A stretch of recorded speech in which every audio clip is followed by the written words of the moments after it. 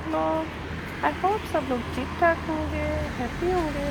अल्हम्दुलिल्लाह आपकी दुआ से मैं भी ठीक ठाक हूँ, मज़े में हूँ।